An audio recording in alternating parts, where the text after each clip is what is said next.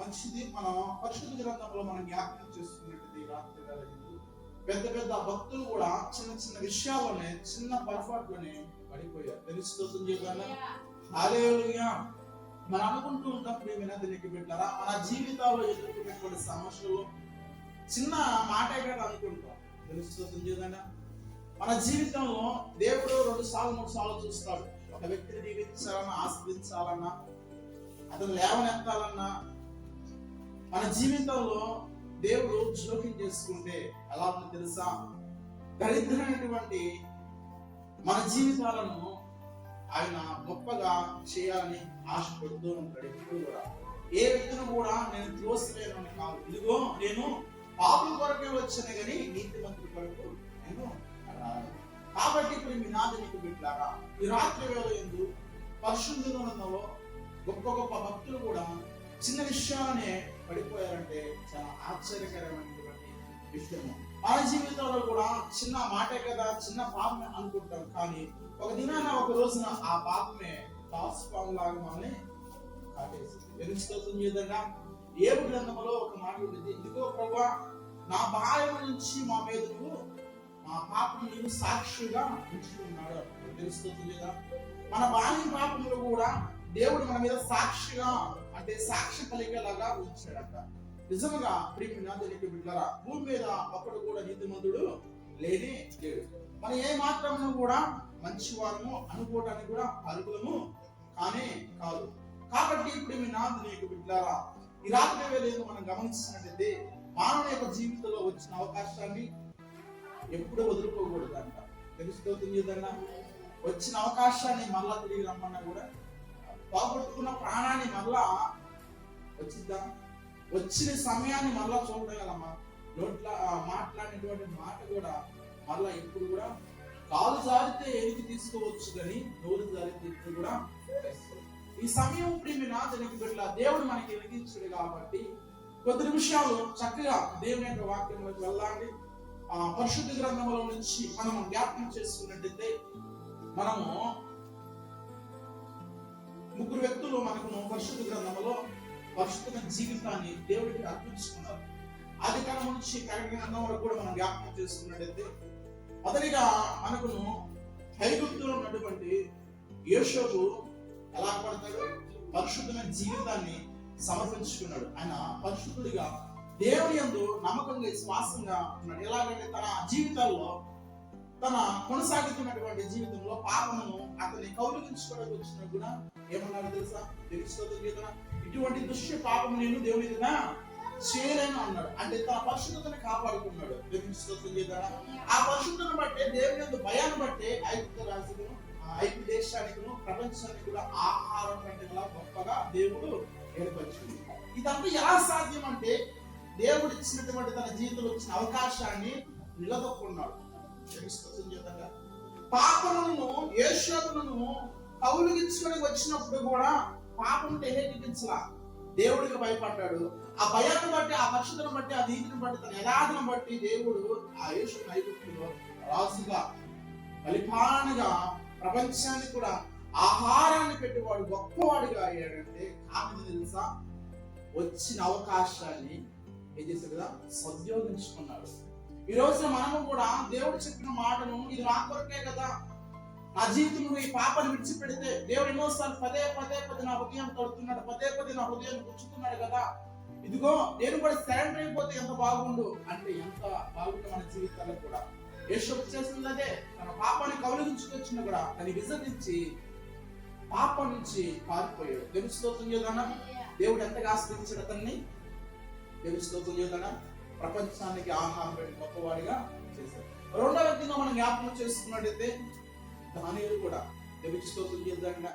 దానియేలు కూడా పాపాన్ని ఆహ్వానించుకోలా, తన పరిశుద్ధతను కూడా అపవిత్రతను ఆహ్వానించుకుంటాడేమో బతిమలాడుకున్నాడంట. తన నీతిని బట్టి, తన యథార్థను బట్టి, ఇదిగో ఆ రాజు కూడా అంటున్నాడు కదా, నీ భక్తిని బట్టి నాకు నిద్ర పట్టలేదు, నీ యథార్థను బట్టి, నీ నీతిని బట్టి, నీ పరిశుద్ధతను బట్టి, ఇదిగో సింహంలో పడేది, ఆ సింహాలు ఏం చేస్తాయో రాత్రి పూట నేను నిద్ర లేకుండా చేసిందయ్యా.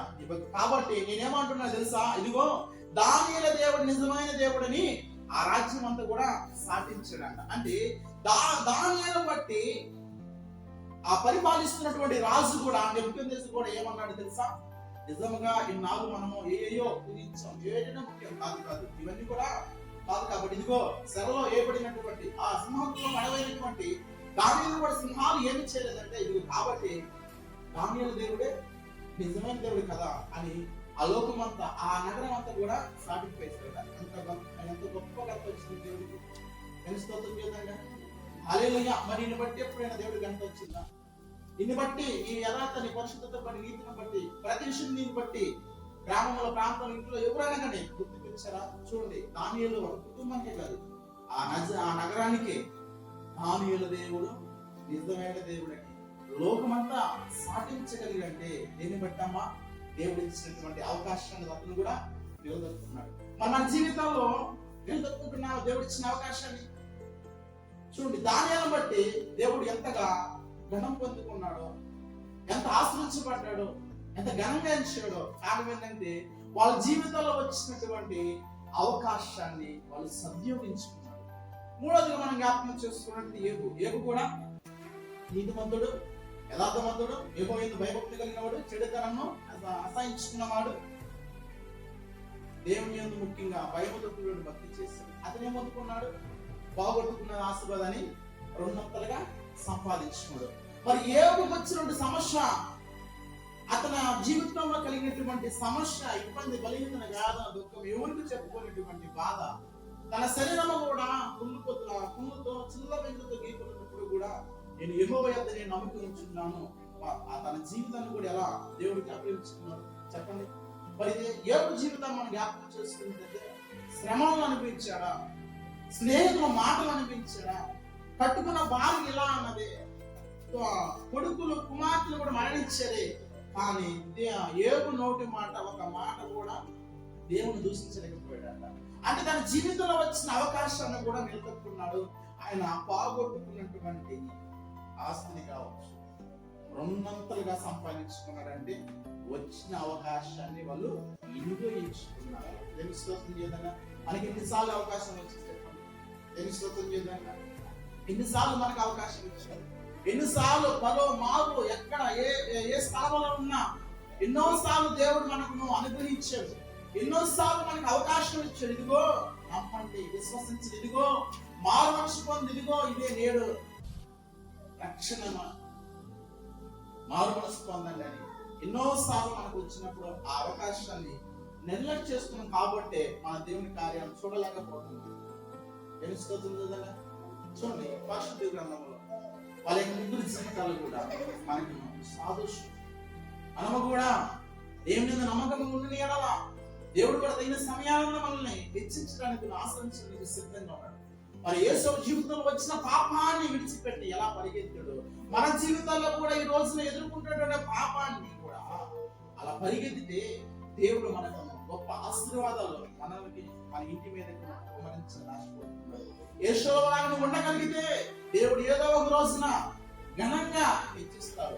మరి ఏం చెప్పుకుంటా తెలిసి, ఇదిగో యేసుని బట్టి మేము అందరం కూడా ఆహారం తింటున్నాము.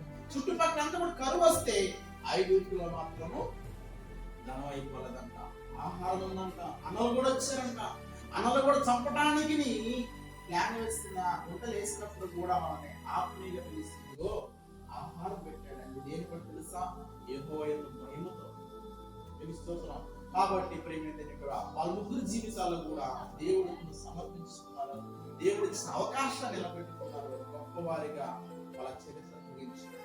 మరి చిన్న పొరపాటు వల్లే ఇంకా అనేకులు ఉన్నారు. దేవుడు వాళ్ళ